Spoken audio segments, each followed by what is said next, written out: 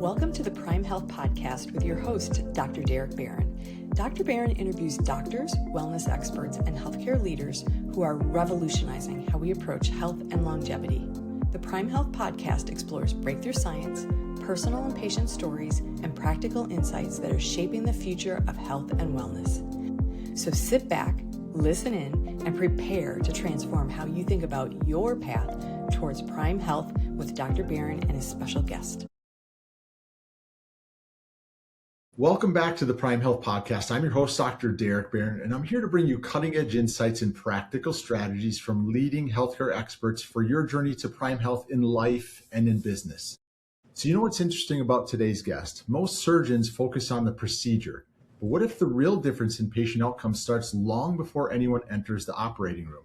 Dr. Scott Miller of Miller Cosmetic Surgery isn't like most surgeons, as he believes great medicine is built around the entire patient journey, from the first consultation to recovery, all designed to make the experience smoother, safer, and centered around what the patient actually wants. So if you're like me, you want to stay tuned to hear what he has to say, because I want to hear his approach and how he goes about that. But real quick, a message from our sponsor, Growth Solutions, where we believe every healthcare professional deserves exceptional growth partners to match their ambition and reach their potential.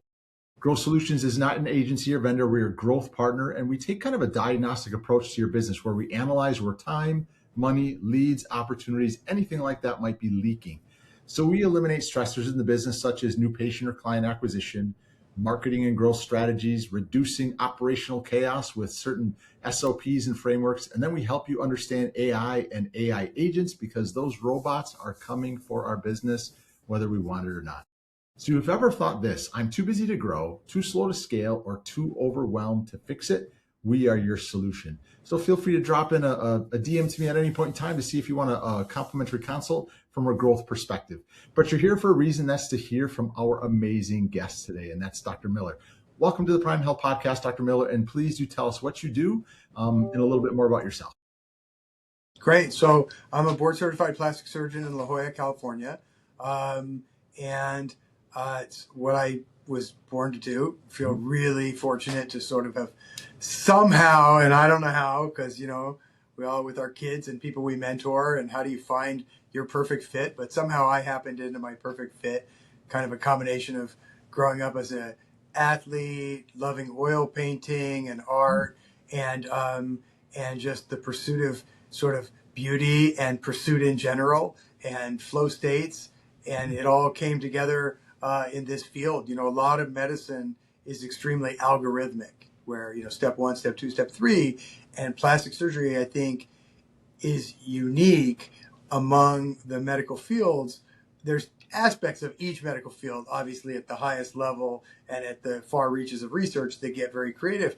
But, you know, at its core, on a day-to-day basis, many of them are very algorithmic, and plastic surgery is a very creative specialty where we're basically customizing a plan for each patient for their unique psychological, physiological, physical, and emotional needs. And that's just incredibly rewarding. So while I find I'm in a position where I see colleagues getting frustrated, burned out, or bored, I'm exactly the opposite. I've never been more enthusiastic, never been had more fun. And, you know, as a friend of mine in Dallas likes to say, it's prime time, baby. You know, we're really having fun. We feel like we've never been better at what we do. And so, you know, just incredibly fortunate to have found that sweet spot. I wish that for, you know, my kids and my colleagues and the people that I advise, because it's such a great place to be in. It's a little dangerous from a personal level, because you have so much fun at work that you have to make sure and keep things balanced and enjoy that as well. But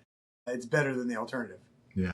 I'll tell you, I've never heard anybody talk about flow state with medicine or surgery, and I think that's fantastic. I would want to play on a team with somebody that's always in a flow state. Therefore, I would think I would want my physician/surgeon to be in flow state in his profession. So that I love how you explain that. That's fantastic. Well, I saw an article. It was funny. When I was in medical school, I saw an article by Mihai Csikszentmihalyi, which I couldn't pronounce it at that time, but I saw an article where it's a very short little outtake article I think it was in like the AMA News, which is very antiquated. It was like a little newsletter that used to come in actual paper form, and he actually talked about, that's when he first started writing it. I mean, we're talking back in like 1989 now, 90, and he was a professor at Chicago. I think he subsequently went to Claremont McKenna, and he talked about how artists, surgeons, and athletes kind of all had this similar state, that kind of working in the garage and didn't realize you'd been in there 5 hours because you were so involved and engrossed in your activity.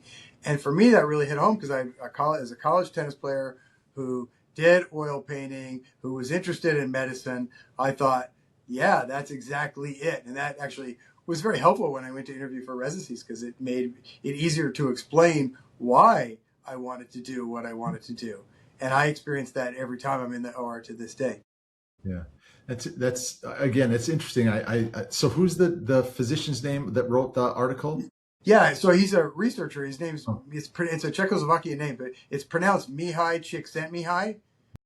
And he was at University of Chicago at the time. Subsequently went to Claremont McKenna. I think his book was called Creativity, and that was the landmark book where he described flow.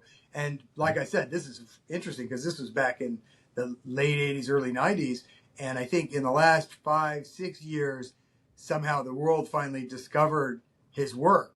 But these are things he'd been working on for years and years. And I think it really hits home when you kind of realize that. And I still experience that when which is rarely, but go out and hit a tennis ball or something like that. There's just that state of satisfaction and intrinsically being in the moment. It's funny, when I was a kid and playing tennis, and the book Inner Game of Tennis by Tim Galloway was very, very popular.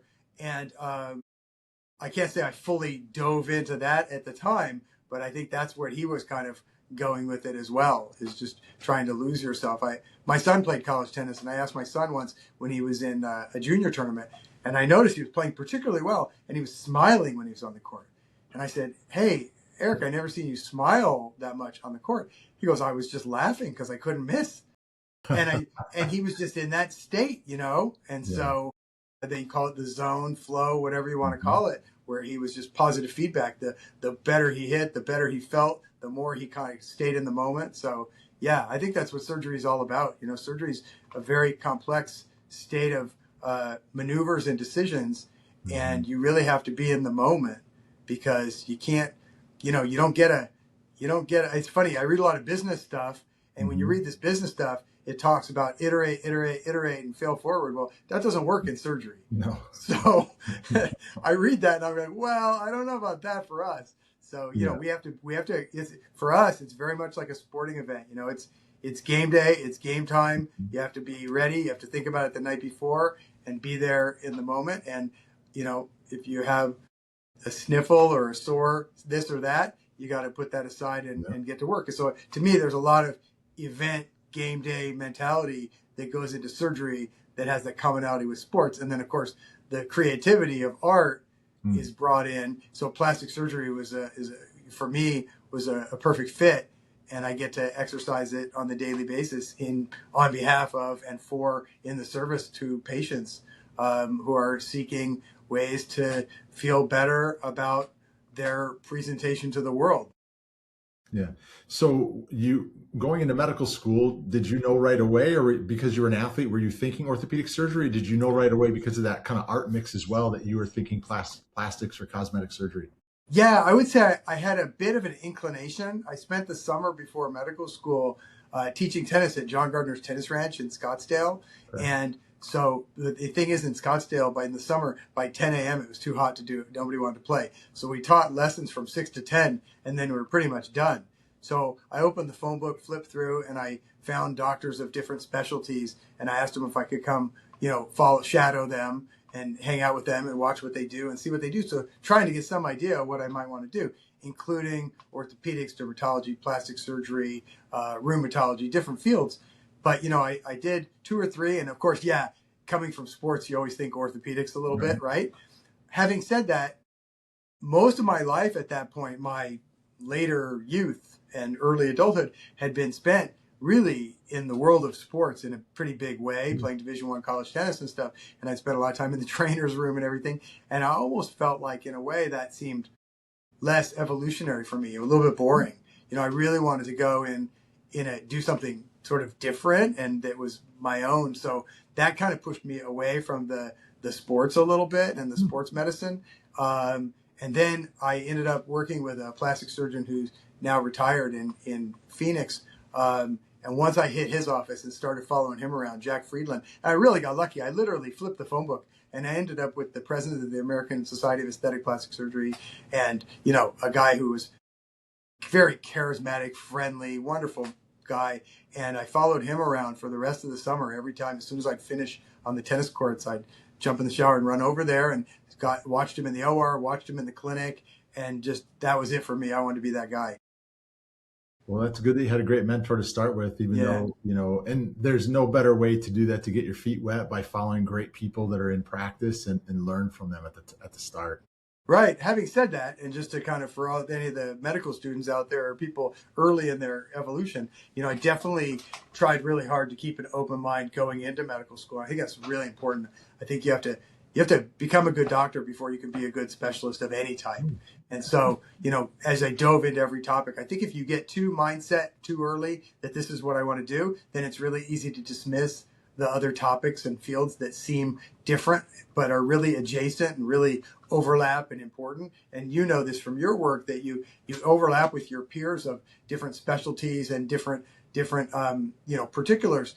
And first of all, it helps you serve patients. And second of all, you sound like an intelligent human being when you're talking to the gynecologist or the rheumatologist or the cardiologist. Right. And so, having that knowledge helps you serve your patients better and helps you interact with your peers better. So I think that's super important. And as I went on my rotations, I tried to keep an open mind. I loved pediatric surgery. That was my thing, is I loved everything. So I loved pediatric surgery. I loved vascular surgery. I loved gynecology. But to be honest, I loved serving and dealing with the women and the personalities and stuff. I won't say it was the particulars of gynecology that was so fascinating, although delivering babies was fun. So, at the end of the day, you look and you say, okay, what's the best non-decision decision? If you go into plastic surgery, you can do pediatrics, so you can operate on kids. You can do men and women. You can do young and old people. You can do microvascular surgery if you want. You can operate on everything from the top of the head to the toe to the finger. So to some extent, going into plastic surgery at first is kind of a non-decision decision, because you didn't, even though you're committing to a specialty, you're not committing to a gender or a body part in any way, right? Which is really unusual. And then, or a physiologic system. And then as I went through more and more, I kind of came back to my roots, which I really love beauty and proportion. And look, that's just as important in reconstructive surgery as it is in cosmetic plastic surgery. People who want to look better want everything to work, and people who want to be reconstructed want to look as normal and natural and pretty as possible. Right. So it's a false separation to some extent, but really focusing on the proportion and the beauty and the shape and form was really my forte. Yeah. Do you mind going in a little bit into the differences as you speak to it, Dr. Miller, from the reconstructive to plastic versus cosmetics? Is there a way to break? Sure. What's your thought on breaking those three?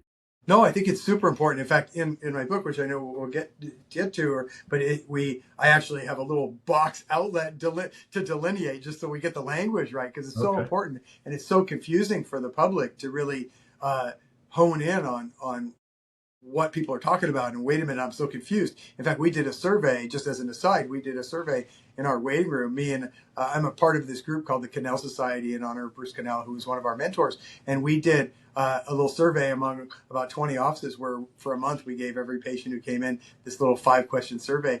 And they were like, basically, so one of the questions was, what does this mean? And what does board certified mean? Which board are you looking for? What does this acronym mean? What do these initials mean? And what we found out is basically most people knew nothing, and the people either knew they knew nothing or thought they knew something but knew nothing.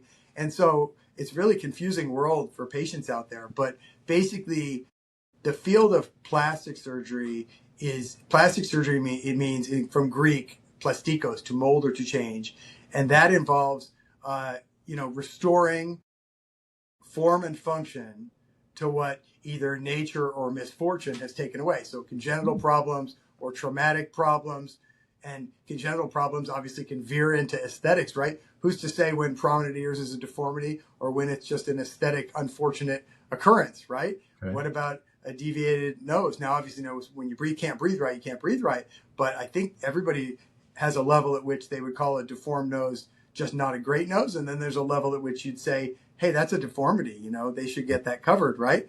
A cleft lip, if a patient has a cleft lip, but it's only partial and they can swallow and they can purse their lips, is that just a cosmetic deformity? Most people wouldn't think so, right? So the line is really blurred, but basically there's two ways to look at it. One is, form versus function. And I don't think that holds up because, as I mentioned, people want things to work and they want things to look good. The other one, unfortunately, is just a ramification of our healthcare funding system, which is, is it covered by insurance or is it not covered by insurance, right?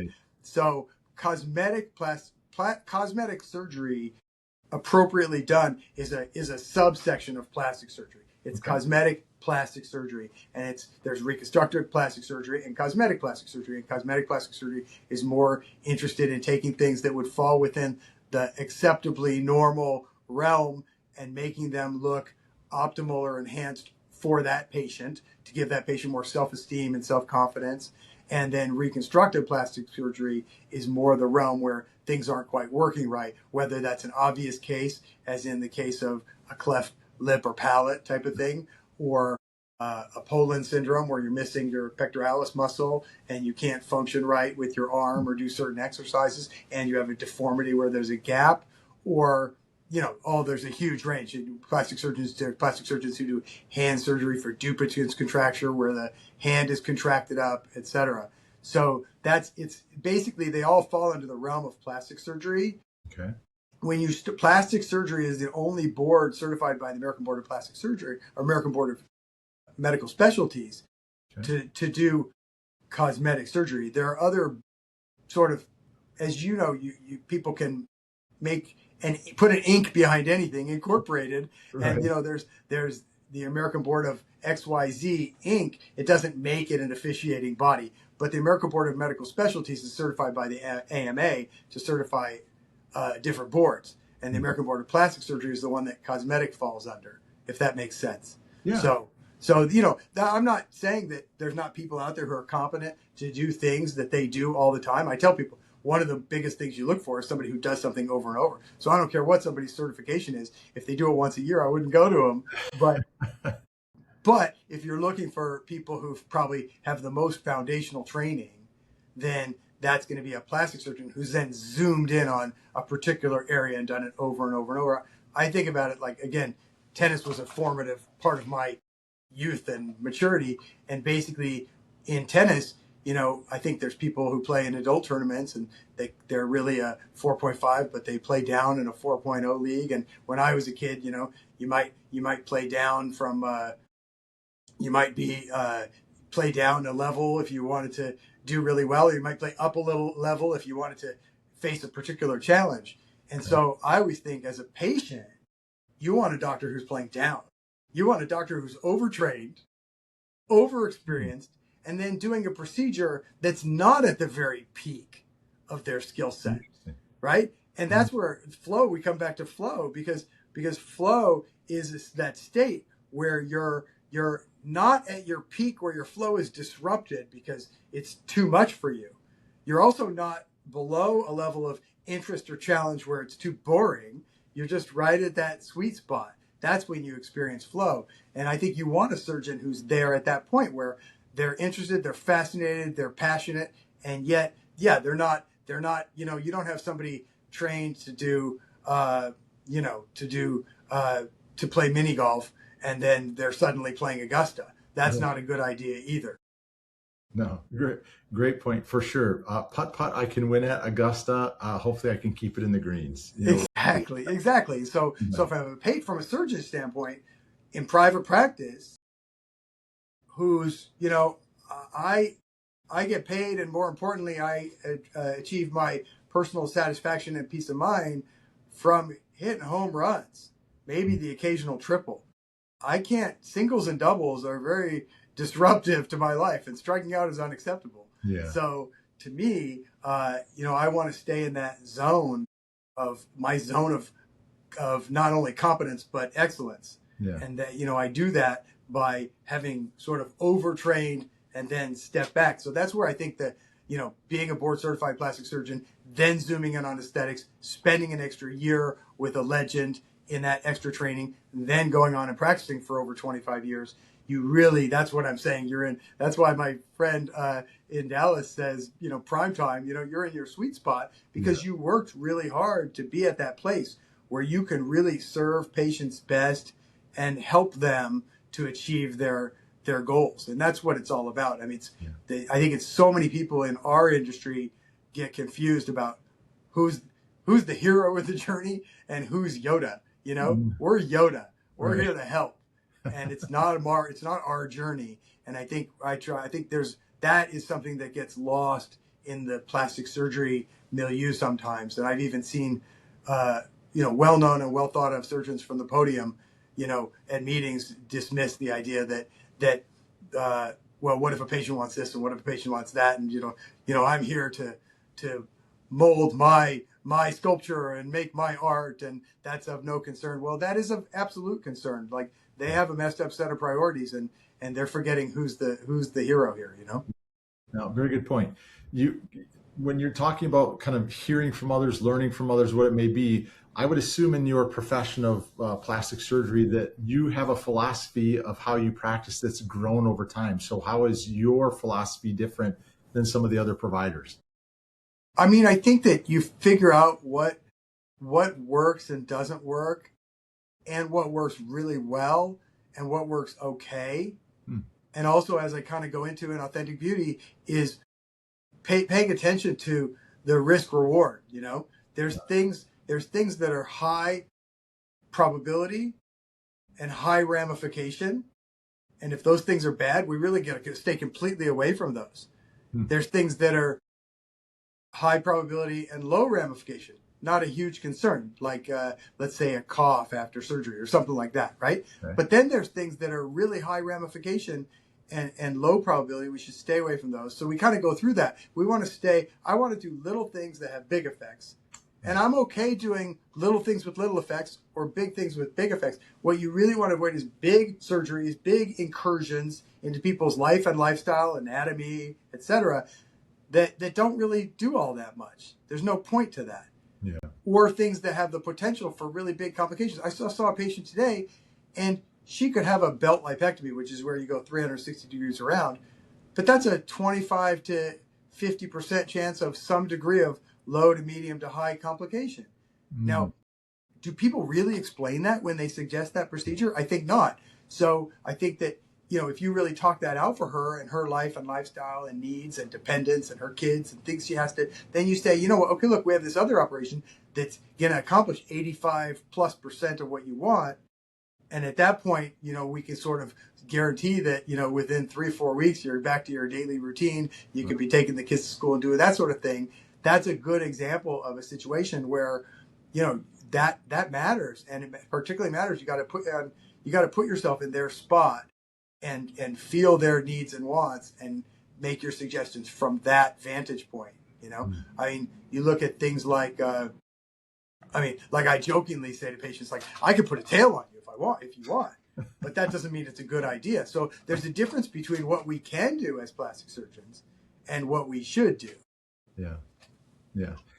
You're bringing up a great point when you are educating your patient, because I can only imagine trust is important in healthcare in general, but trust in my body, how it looks, how I want it to look, how I want it changed, and the emotional side of that. How do you try and match that that emotional desire for change in patients, but still having medical having the right process to go through and having the right philosophy so that they get the outcome that they desire?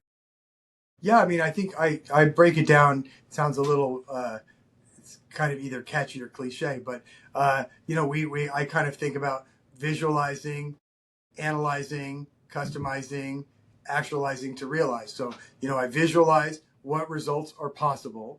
We analyze the patient's existing anatomy and situation, and their home situation, their recovery potential, but also their anatomy and their wants, right? And then we customize a plan for them.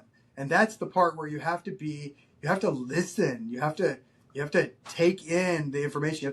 I saw an interesting thing recently. It said the first word in every conversation should be a breath, which means pause and listen and take that in. And so then after we've customized that plan, then we meticulously actualize the surgery so that we can realize the result. But the key part of that is not just the surgery, which is what everybody thinks about, but the part that comes before that, where you listen, discuss, review, decide together for the patient, and you decide on a series of maneuvers. Now, I can't tell you, we always get people come in, they go, I want a deep plane facelift, right? But there's no the deep plane facelift. As I just gave a talk in Orange County about this, there's no the deep plane facelift. There's a deep plane that you use optimally to achieve that patient's desired results.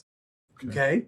And so it's not a step 1, 2, 3, this is how you do it, peel twice, stick in the microwave, right? You gotta look at the patient and assess them and say, what are their needs? Where are they deficient? What's their anatomy? How are they going to age? Look at some pictures when they were young. Maybe look at some pictures of their parents and see how they're going to age and make the best decisions for those patients in this situation. Take into account if they're from out of town, when do they need to leave? How long can they stay here in town? That all that matters because, I think patients are more problem averse than surgeons in many cases. And even when surgeons will tell a patient, oh, this could happen, because the patient wants a surgery, they can let that go right through them.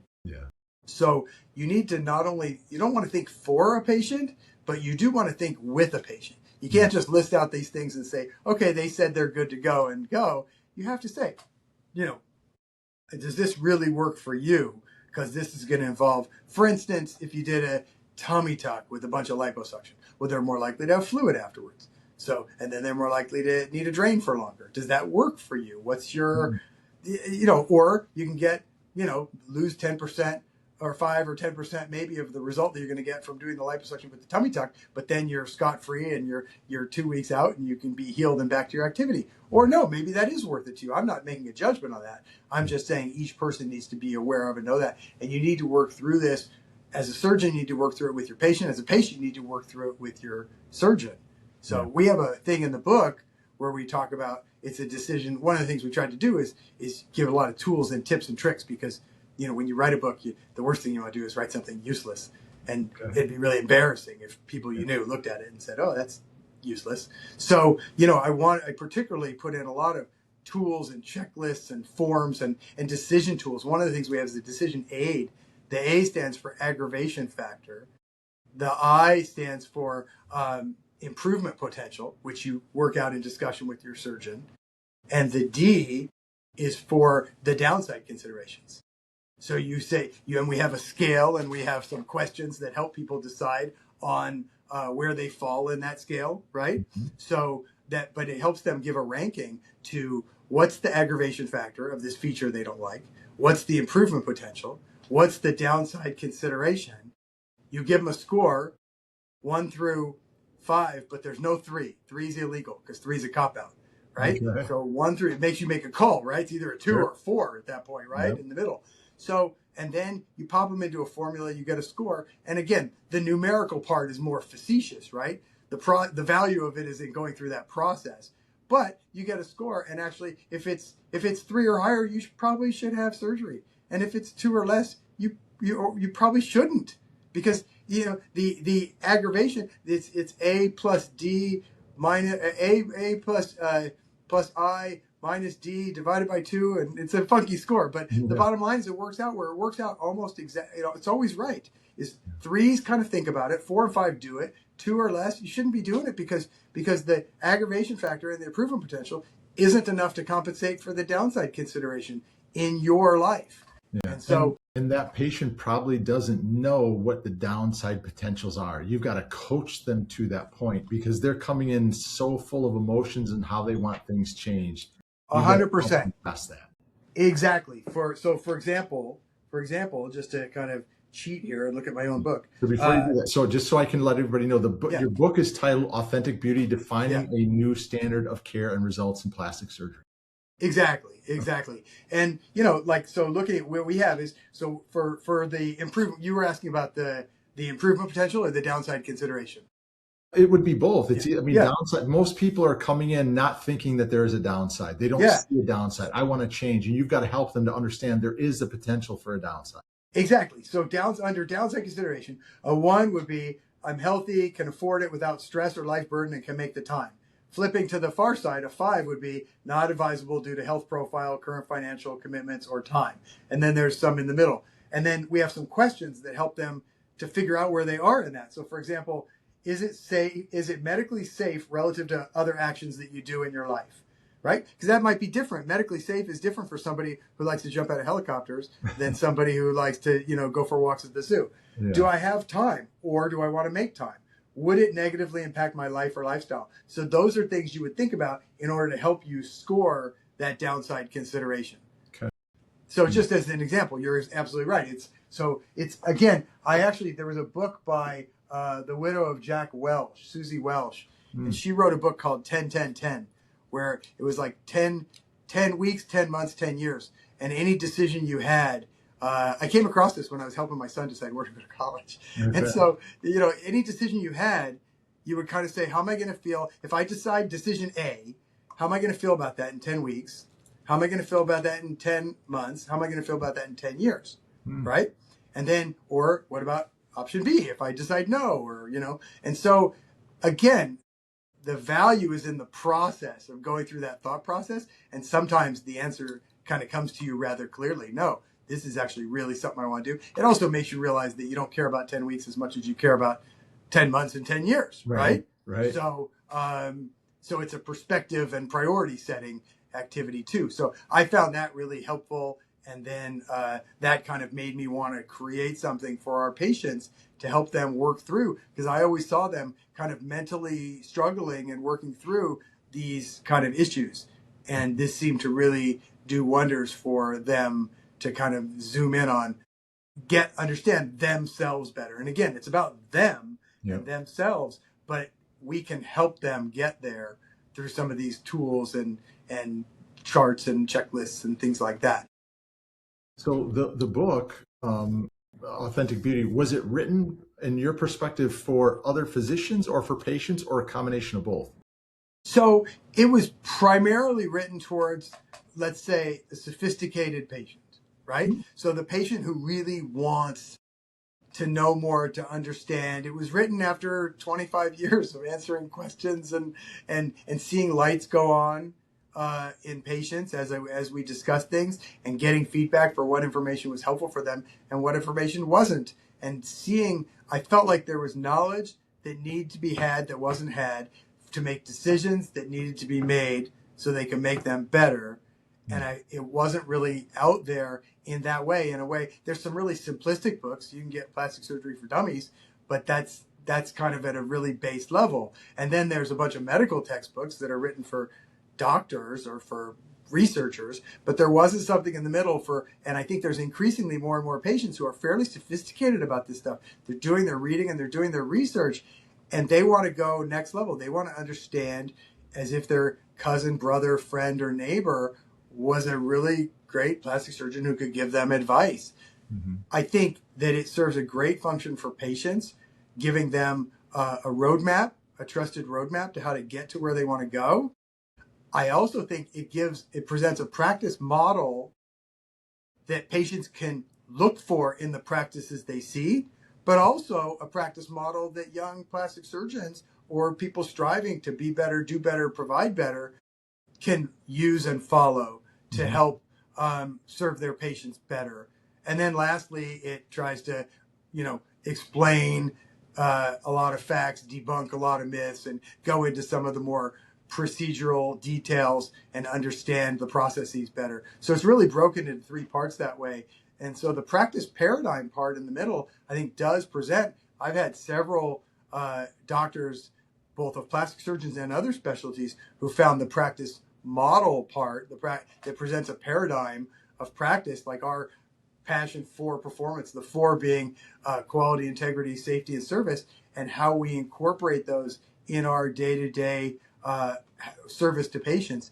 And I think that in this day and age in particular, that is extremely helpful. I mean, I'm sure everybody who's possibly listening, watching, or thinking about this has experienced medical care today, and it's sadly not great.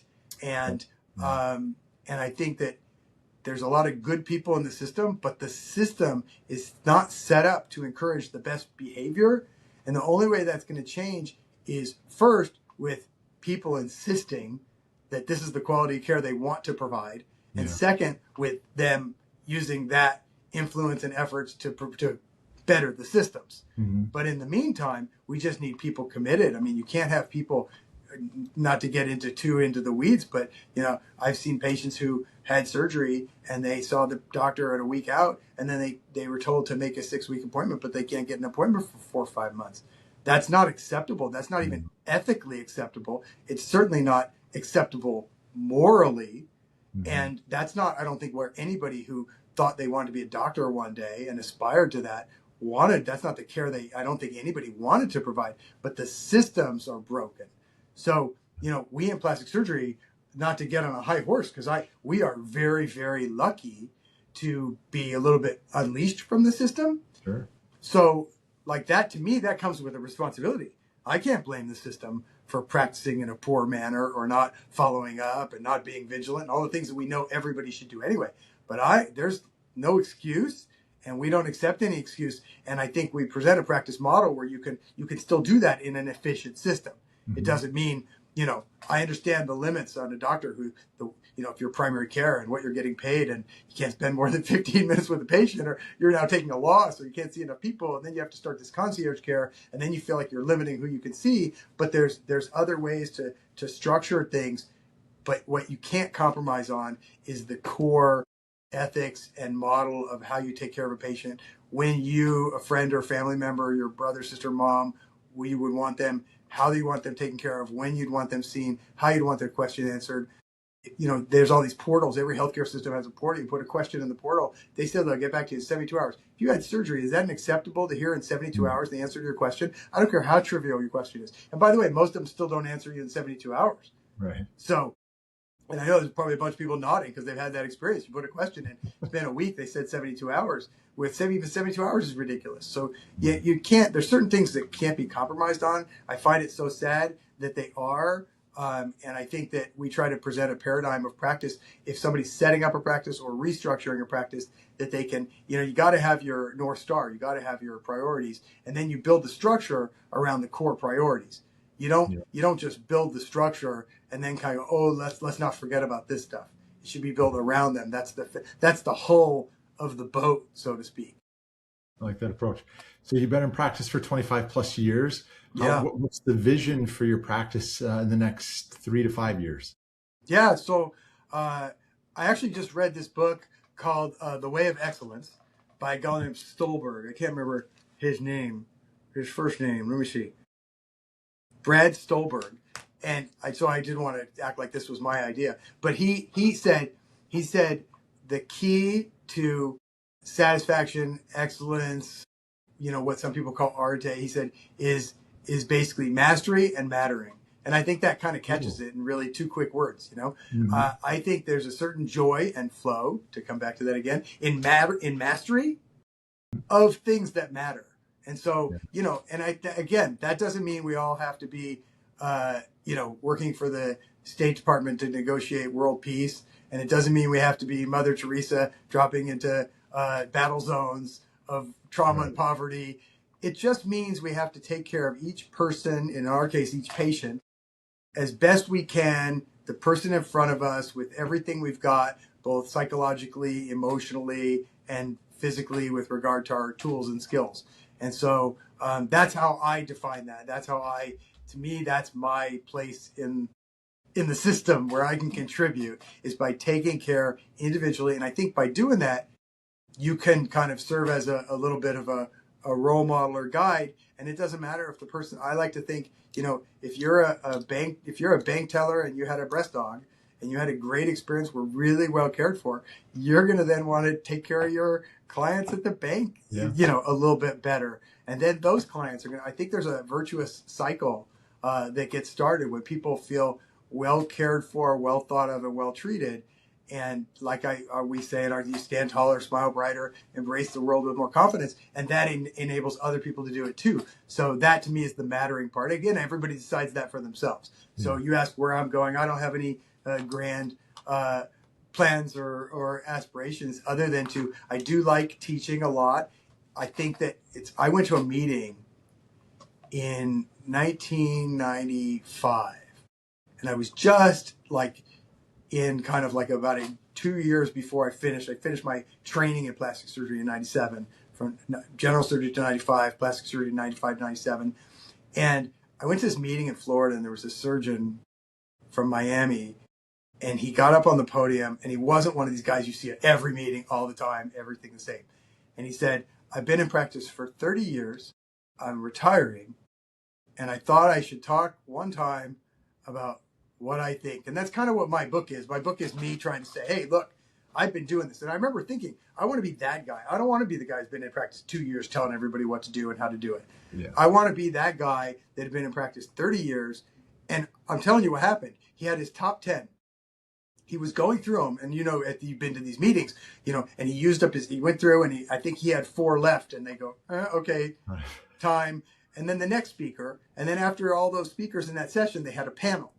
And then people go up to ask questions of the panel. And the very first question of the panel was, can we hear his other 4? Oh, I love that. That people respected that he had been doing it for 30 years at a high level, and they wanted to know what he had to say and what. So to me, I avoided getting over involved in speaking and pontificating until, later in my career, if I'm going to get up on a podium, I'm going to get up because I feel like I have something to say. And if I'm going to teach, I teach the residents at UCSD and the fellows. And I do that. I enjoy that. I enjoy passing all that information. I have a son now who's in medical school. And it's fun to kind of, have that shop talk, right? Yeah, right. I don't know what he'll end up doing in particular. I want him to do whatever he loves because as somebody who loves what they do, I value that so much. I want that for him. I have a daughter in law school. I want her to do what she wants to do and a son in finance. So everybody has to do their thing. But so for me, it's a matter now of continuing to enjoy what I do, continuing to do it at a high level. That's the mastery, and doing it on behalf of patients and impacting their lives in a positive way. And then teaching. I do think it's really enjoyable then, you to pass these little things you learn on so they just don't go by the wayside. Mm-hmm. And some of them are very specific, how to, take your right hand, put it there. But a lot of them are a little more enigmatic and a little more esoteric. But those sometimes are the higher level things, how to approach things, how to handle difficulties. That's one of the things I learned in my fellowship with Bruce Cadell. He, I can't tell you how many problems he solved for me by discussing them, showing them, demonstrating how to deal with them in fellowship, so that they were how many problems I didn't have in practice for the last 28 years now that I would have had it not been for his education. So just in honor of that, I felt the need to pass it on. And that's why this book was actually published on his birthday and in honor of kind of all that he gave to me and the other members of the Cadell Society. And now there's an endowment at University of California, Irvine that has an annual symposium to continue to teach his message and his methods. So it was really a book of obligation. Yeah. Well, I think it's great because it does have the ability to help the patient, has the ability to help the physician, has the ability to pass on a great message in improving patients' lives, the butterfly effect or the golden rule. All of those take place from what you're doing. And you want to help people from the patient to the physician. Exactly. Or as I like to say, what the platinum rule. I don't. So the golden rule is do unto others as you would have them do unto you. Okay. The platinum rule is do unto others as they would have done unto them. So Ah, that's even on the next level, like putting yourself in their shoes and what they want as opposed to just what you would want. And again, kind of getting in that patient hot seat, you yeah, know? yeah. Interesting. I did not hear. Thank you for that. I'll make sure to re-listen and rewatch and hear that and start to implement that myself. So, if people want to learn more about your practice, please tell us where they can go. And also, if they want to learn about more about your book, where can they go to learn more about that? So the practice is Miller Cosmetic Surgery, very creatively named, right? So, but it made sense at the time. So it's just Scott R. Miller, MD. I'm in La Jolla, but our website is millercosmeticsurgery.com. We're on Instagram. I don't know what the handle is and all that We'll stuff. drop them all in the You know, description. People can get but them. but that's our website, and that we really work hard to make that an accurate reflection of our practice, just to be consistent with who we are. So I do think it gives an accurate presentation of everything. I think there's some links and discussion to the book on there. The book's on Amazon. It's Authentic Beauty, like you said, defining a new care, a new standard. And so that's there's a couple other Authentic Beauty books. Some are novels, some are fantasy. So it's Okay. the one on medicine, I'll make sure to get yours. but Yeah. but it's Scott R. Miller, MD, and that's it's really been it was a passion project, something I really wanted to do, something that was an interesting process because it involved some self-loathing and disappointment, and then finally got it together and felt like I had something of value to pass on. But it's been having it intact and giving it to patients and friends and having people find it useful. Had a patient, just of note, I had a patient who was diagnosed with a renal cancer and a kidney cancer, and she used some parts in it. We have a part that's specific for consultations that talks about your concern, the cause and correction, and how to go about that discussion with your physician. And she used that to help communicate and work with her doctors as she worked through that process. And she said she found that so helpful, and it gave her peace of mind and more information and more knowledge and helped her make decisions. So that was really rewarding because that was really my goal was, to be about plastic surgery, but maybe to even give you some tools that transcend that and just move more to the general doctor-patient or provider-patient relationship. Yeah. When you're out on the tennis court, sooner or later, more often than you are in practice, that book's going to be able to help people along the way. So that's a good thing, kind of leaving that passion project along the way. Last question for you, Dr. Miller. You've been a great guest here on the Prime Health podcast. I'd love to hear what your definition of Prime Health is. So my definition of Prime Health, I think that would be able to be doing what you want to do with who you want to do it in the way you want to do it. And so that's what we all kind of seek out is like, I think first you have to do a little soul searching and say, where do you want to be in 5, 10, 15 years? What do you want to be able to do? Who do you want to be able to do it with? And then more working backwards to make sure you're on track to achieve those landmarks. Yeah. If you want to be able to lift up your grandchildren who are 25 pounds now, then you better be able to lift up about 50 pounds. Or you want to be able to do that in 15 years, you better be able to lift up 50 now, right? Yes. So right. Things like that. I think that that's, you always need a why to stimulate any what. And so I think thinking through what your why, but that's my why is to, I have kids that hopefully will have kids, and I want to spend time with them. I want to keep contributing to my patients. I want to keep providing for my family, and I want to be out and about. And, I always used to joke when I was a kid, I did not realize how lucky I was when I was a kid. When I was growing up in Las Vegas, hanging out at the hotel tennis courts at these different hotels, because that's where we all played. There was no country clubs or anything. We just played tennis at the hotels. And I knew very well that this was awesome. I would go after school. I'd get a ride to the hotel. I'd play tennis. I'd go home. I'd do my studying. I had some little jobs I did in the evenings, delivered pizza and the like, And so I thought it was awesome. And I always joked that I'm going to spend my whole life trying to get back to the lifestyle I had when I was 16. And I kind of feel like that now. So that's my definition would be, to be able to do the things that I want to do 10, 15 years from now with whom I want to do them in the way that I want to do them. Yeah. So, and that gives me the incentive now to sort of take care of myself. Yeah. Well, I appreciate that approach to how you're going through practice in life. And I'm sure you instill a lot of that in your book with Authentic Beauty. And the important part about this, you've been a great guest. The story of you knowing what you wanted to do from the flow state, being a tennis player, you got a sweet spot on the racket. You know how all those things are kind of falling into place. You realize that you wanted to give back to your profession from the mentors that were there and help to become better. You end up writing this book to help that along the way. And what I think people need to understand is you could hear his passion when he speaks about his practice, about his book, and really about his patients. So if you're out there, whether you're a physician, plastic or cosmetic surgeon, or a surgeon in regards, or if you're a patient, if what you heard Dr. Miller say could benefit at least one person, we know it can benefit more, but please do share this with that one person, or share it with as many people as you can, because the message needs to get out. He speaks value consistently about the golden rule, which I brought up, and the platinum rule, which I love. So that's fantastic for that. And it's always good that the listeners understand there's a reason behind this podcast. Take it for what you like it, but share it with somebody else. And I think that's so important. I always do say selfishly, we love if people subscribe to the podcast, for that. And then because it helps both of us grow in our businesses, and Dr. Miller would love to get some more book sales, I'm sure, and we'll help him with that.